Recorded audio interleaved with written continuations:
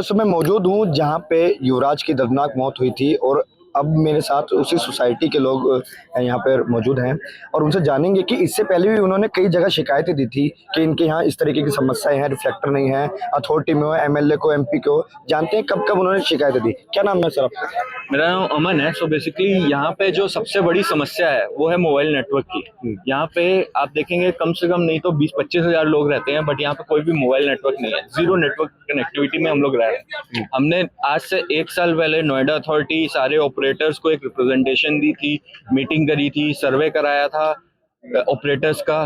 तो ऑपरेटर ने बोला यहाँ उनके पास लैंड नहीं है, अथॉरिटी लैंड नहीं दे रही। हम लोग पिछले 1 साल से फॉलो अप कर रहे हैं अथॉरिटी से कि यहाँ पे मोबाइल नेटवर्क की सुविधा प्रोवाइड की जाए, बट कोई भी समाधान हमें मिल नहीं पाया। हमने रिप्रेजेंटेशन की कॉपी जो आपके साथ शेयर की थी वो दी थी 26 अप्रैल 2025 को कि यहाँ पे लैंड दी जाए ऑपरेटर्स को कि वो यहाँ पे अपना नेटवर्क लगा। देखिए सबसे बड़ी विडंबना क्या, करोड़ों के फ्लैट, मतलब आम इंसान तो कोई खरीद ही ना पाए और यहाँ पे सुविधाओं के नाम पे क्या कि मोबाइल नेटवर्क नहीं है, वाईफाई के सहारे पूरा एरिया चल रहा है। सो हमारे हर टावर पे वाईफाई लगा हुआ है, टावर के क्लब हाउस पे वाईफाई लगा हुआ है, हमने प्ले एरिया पे वाईफाई लगाया हुआ है, लेकिन वाईफाई की भी कनेक्टिविटी हर जगह नहीं हो सकती। आप एक जगह से दूसरी जगह शिफ्ट होते हैं, वाईफाई हट जाता है। तो उस सिचुएशन में क्या होता है, अगर मान लो सोसाइटी के अंदर ही कोई गिर जाए, कुछ भी इंसिडेंट हो जाए, किसी को पता ही नहीं लगेगा। अगर हम वाईफाई जोन से बाहर हैं तो हम किसी को कॉल ही नहीं कर सकते, हम किसी को पेटीएम नहीं कर सकते, कोई कैब वाला है उसको पेमेंट नहीं कर सकते। तो बहुत ही बुरे हालात हैं इस पूरे एरिया में। आप क्या दिखा रहे थे, मुझे क्या बता रहे थे? मैं आपको जस्ट एक एग्जांपल दिखा रहा था। कुछ हमने रिप्रेजेंटेशंस आगे दी थी, जैसा अमन जी बता रहे हैं। मेरा नाम कुणाल भाटिया है, मैं टाटा यूरेका का ही निवासी हूँ। हमने आगे बहुत सारी रिप्रेजेंटेशंस दी हुई हैं गवर्नमेंट को, ऑफिशियल्स को। कुछ रिटर्न है, ओरल है, कंटिन्यूस फॉलो। आपने इससे पहले भी शिकायत दी हुई थी इस समस्या को लेके और पहले भी एक्सीडेंट हुआ था, उसके बाद ये समस्या हाईलाइट ज्यादा हो गई है क्योंकि बहुत बड़ा एक्सीडेंट हो गया है। बट ये समस्या अकेली नहीं है। नेटवर्क की जो समस्या, जैसे अमन जी हमारे बता रहे हैं, बहुत बड़ी समस्या है। आप कॉल करें, आपका 112 पे आप कॉल करें, कॉल ना लगे, उसमें आप क्या करेंगे? एम्बुलेंस बुलानी हो, कॉल ना लगे, क्या करेंगे आप उस समय? सड़क पे किसी के साथ हादसा हो जाए, कॉल नहीं लगे, क्या करेंगे? और ये एक रिप्रेजेंटेशन है जो हमने आगे दी थी। हमारे आदरणीय एमपी डॉक्टर महेश शर्मा ने भी अथॉरिटी को लिखा था, हमारी समस्याओं से अवगत करवाया था। ये सितंबर की है। किस किस तरीके की समस्याएं थी? बहुत सारी समस्या। नेटवर्क की एक समस्या हो गई, पानी भराव की, स्ट्रीट लाइट्स नहीं जलती हैं, मार्किंग्स नहीं है, ड्रेनेज कवर नहीं है। इस रोड से आगे आप देखेंगे कोई यहाँ पर साफ सफाई का भी टेंडर पास नहीं है अथॉरिटी की तरफ से, और 2 साल हो गए हम लोगों को पोजीशन मिले हुए। तो ये बहुत सारी समस्याएं जो हमें हर रोज फेस करनी पड़ती है, जूझना पड़ता है उससे। आज आप लोग आए हैं क्योंकि हमारा एक भाई हमारे बीच में से चला गया है, बट हर रोज की ये समस्या है। छोटे मोटे एक्सीडेंट यहाँ पे हर रोज होते ही रहते हैं। एक पुलिस चौकी के लिए भी हमने जो रिक्वेस्ट करी थी, बट हमारे पुलिस प्रशासन ने उसको लिया है कंसिडरेशन में। तो ये किस तरीके की आपने रिफ्लेक्टर वगैरह की भी सारी चीजें दी थी क्या, मतलब ऐसी सुविधा है या सर? ये टाटा यूरेका का इंसिडेंट है। जो बच्चा गया मेरे ही टावर का था, 16वें फ्लोर पे, मैं पहले फ्लोर पे रहता हूँ, नाम है मेरा अरुण बिंद्रा। ये रोड है, इस रोड के ऊपर ये टर्निंग है, इस टर्निंग पे टर्निंग का बोर्ड भी नहीं लगा हुआ। ये देयर इज अ टर्न, आने वाले को नहीं पता कि there is a turn from here. यहाँ का टर्न का आज भी कोई बोर्ड नहीं लगा हुआ, पहली बात। दूसरी बात ये, यहाँ की स्ट्रीट लाइट्स जलती ही नहीं है, सब अंधेरा है। इधर सारा जंगल है, उसके पीछे सारा स्वैम्पलैंड है, एंड देन आपका यमुना है।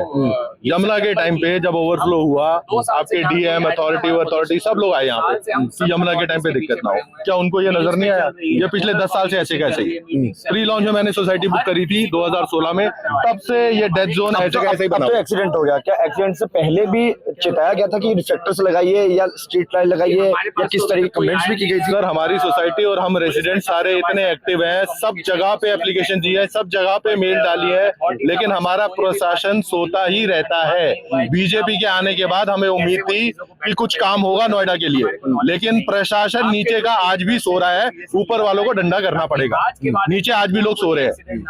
आप अगर कोई सो रहा है तो फिर हम भी उसको जगा सकते हैं, लेकिन ये तो आके खोल के सो रहे हैं। तो कई रिफ्लेक्टर यहाँ पे यमुना का हुआ था, डीएम वगैरह सब आए थे, उनको ये नजर नहीं आया, या उनको अपनी गाड़ी का शीशा उतारने में ज्यादा दिक्कत होती है।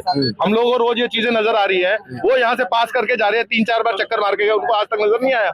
उनको यहाँ लाइटें नहीं दिख रही कि नहीं है, उनको नहीं दिख रहा है यहाँ पे कितना कीचड़ और दलदल बनी हुई है, वो भी 60 फुट का, उन्हें दिख नहीं रहा है। मोड़ के ऊपर एक बोर्ड नहीं लगा कि यहाँ पे मोड़ नहीं है, एक लाइट नहीं है यहाँ पे, मोड़ के ऊपर आपको कोई लाइट नजर आ रही है? तो ये कुछ सोसाइटी वासी थे, उनका ये कहना है कि हम पहले ही जो समस्याओं को अवगत करा चुके हैं, लेकिन प्रशासन ने उनकी एक भी नहीं सुनी। अगर पहले रिफ्लेक्टर्स लगे होते तो यहाँ से ना होता। अरुण त्यागी, नोएडा, यूपी तक।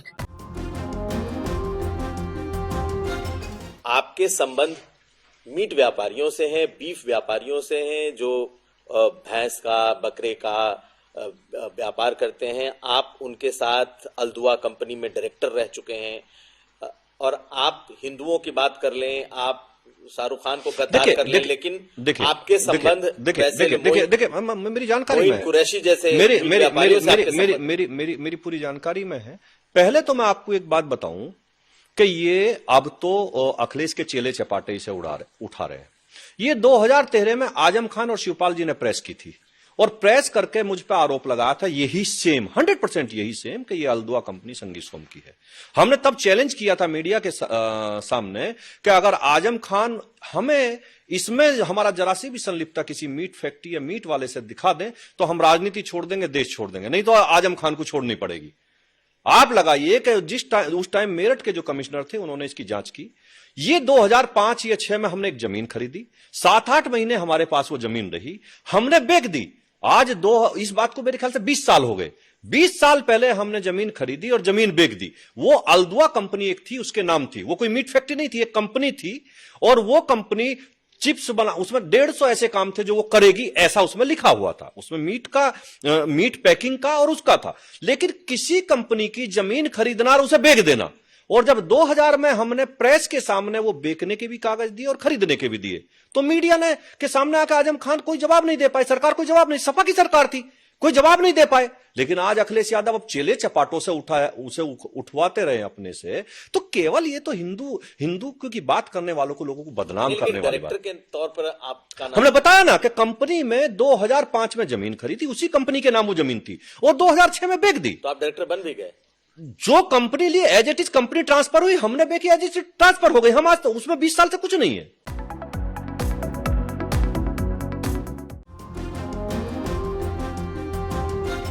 आपके संबंध मीट व्यापारियों से हैं, बीफ व्यापारियों से हैं, जो भैंस का, बकरे का व्यापार करते हैं। आप उनके साथ अल्दुआ कंपनी में डायरेक्टर रह चुके हैं।